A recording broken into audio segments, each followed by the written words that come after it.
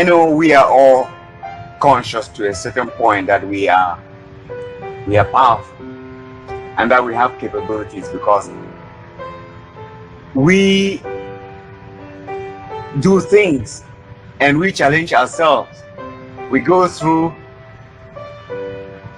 very difficult moments, very difficult situations. We do things at times when we sit back and see what we've done. It amazes us. We are an incredible human machine, you know. But we have not convinced ourselves enough through awareness, because we are already conscious of what we are, but we are not aware of how much we can do.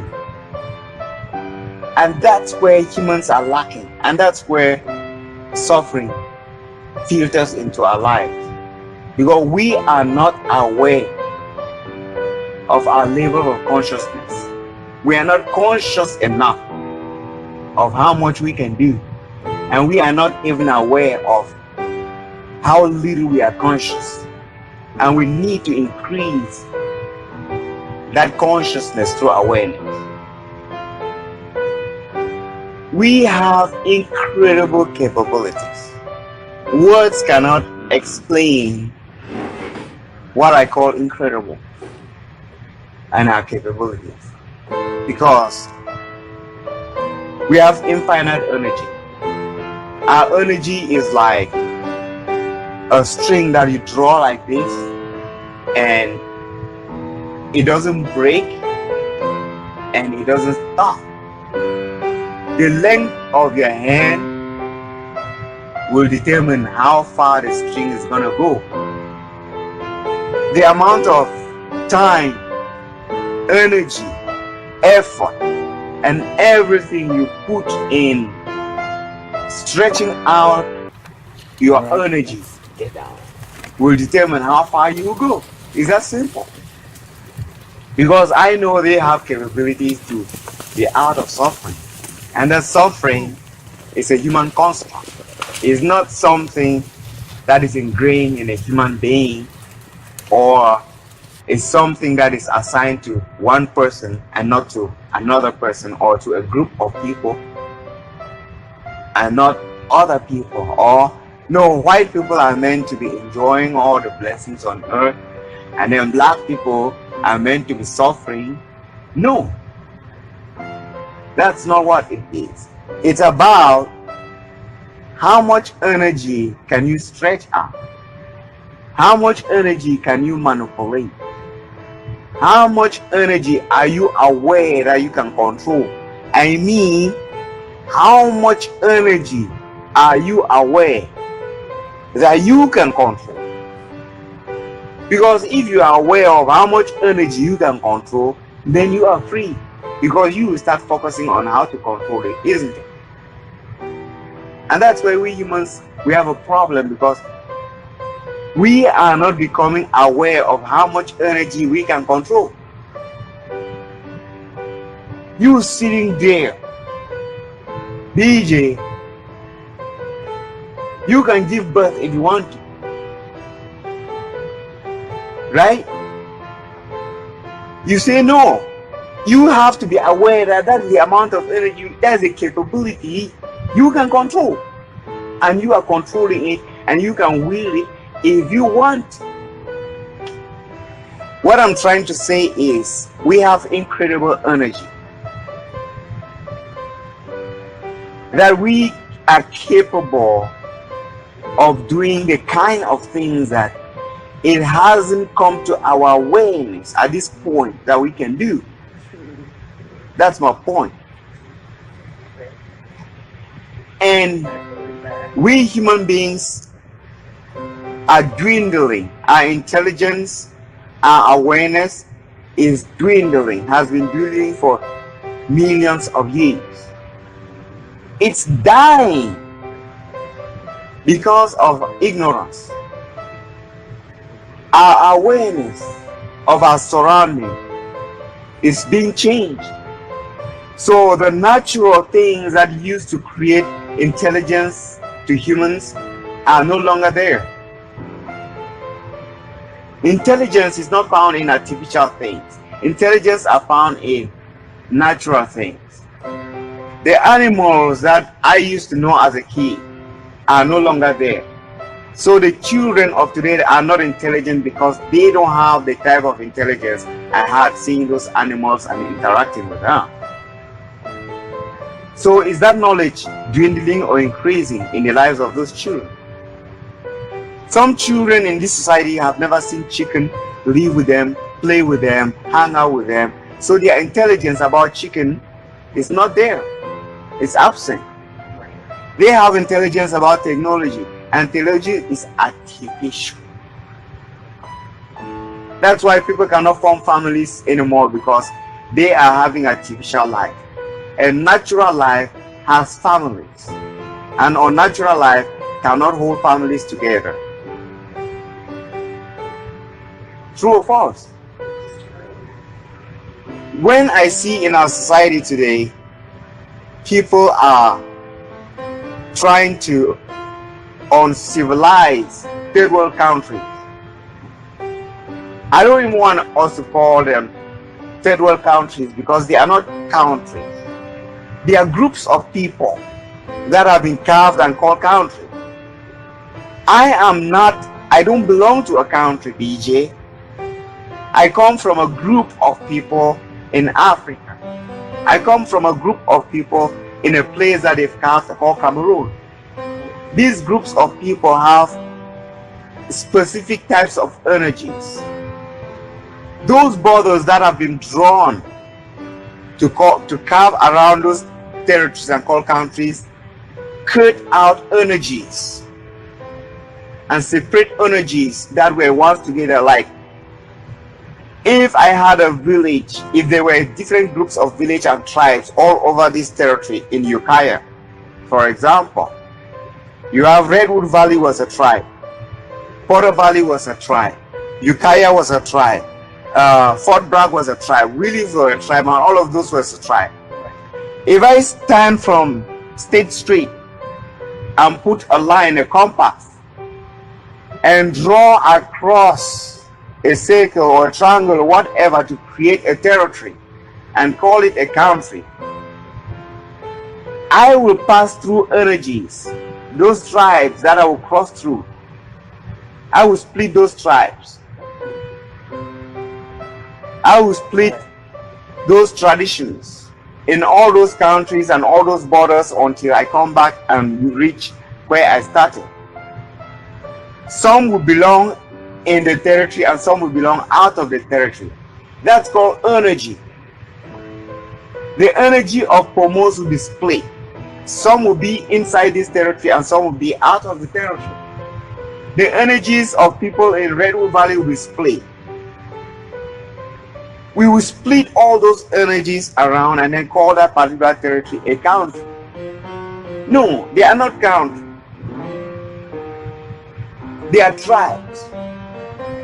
They are groups of people. They are people with cultures, with tradition, with language, with food, with way of life, with families that conglomerate together. So when you carve countries out of them, you are splitting energies, you are splitting cultures, you are splitting traditions, you are splitting a people. You are not creating a natural setting anymore. And so, when time comes, after years of people existing and losing that connectivity, the children that are born in all those societies, they will lose connection of a natural setting because they never experienced it. They grew in a society that didn't exist. They didn't even know it was there. That's why America is. That's why at times when I sit, I listen to discussions of people in America. I get so frustrated. Why? Because people are having a discussion of an artificial life, and I'm participating in a discussion of an artificial life when I come from a setting that is natural. You see why I cannot agree with the system here. You see why this our system, this our generation cannot agree with the ancient generation, and that we are cut off, that we are not being civilized, we are decivilized, that we are not being intelligent, we are being desensitized. Look at, we are living in Ukiah. When we walk down the streets, we walking or we drive down, we don't even walk, we drive. Isn't it? We drive cars. We pass traffic lights. We drive our cars on smooth roads. There is no dust. All of it. There is no dust. There is no grass. There are no trees. There are no insects. There are no natural birds flying around. This is another world entirely different from the world our parents knew. It's an artificial world. We cannot explain our parents' world to the children of today because they are living an artificial life, walking on artificial surface, using artificial things. So are they becoming intelligent? Are we becoming intelligent or stupid? Somebody needs to re-educate us that we are retrograde. Yeah. We are not improving. We are not. What are the parameters of intelligence here? You know. Yes. Yes. Let's redescribe it. Isn't it? Now let's go back to energy. Energy is something that when you learn how to control it, right, efficiently, you learn how to deal with circumstances. You learn how to readjust your mind by yourself.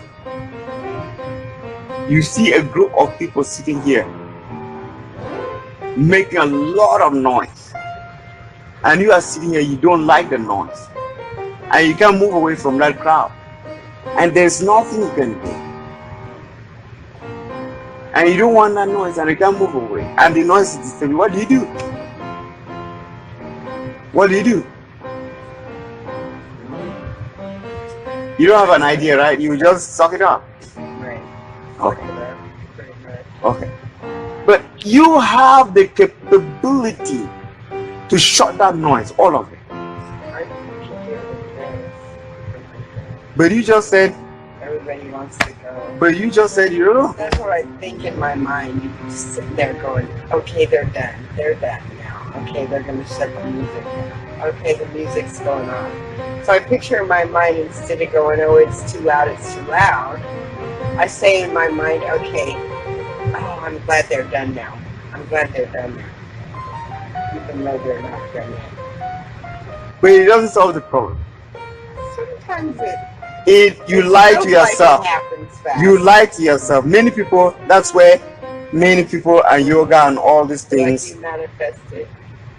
Many yoga practices and all these manifestations you talk about, they're lying to themselves because they don't go down to the core of the problem. They tell themselves, okay, no, it's done. I'm not listening to it. No, they just lie to themselves to make sure that they don't have to deal with it. They shut off emotions, but they didn't shut it down. They didn't eliminate that sound. Ashingne. Happiness is not purchasable with money. I know that we ought to be happier than the happiest person on earth today. We ought to be healthier than the healthiest person on earth today. And yet, we ought to be smarter than the smartest person on earth today.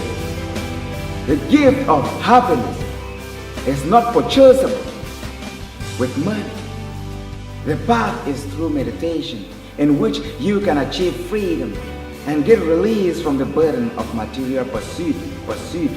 Practical self-healing from sickness, poverty, negative vibration and suffering. My mission in this life is to confront evil. My job is to point a pervading light. We believe in one misconception and another. Ashingne. The needs and wants of man are steadily increasing by day. The scourge of daily unrest, the more he has, the more he wants. We are not born into this world to accumulate material wealth. What a waste of precious time and effort. There are better ways to do this, brethren. Practical self-healing from sickness, poverty, negative vibration and suffering is the purpose of this call.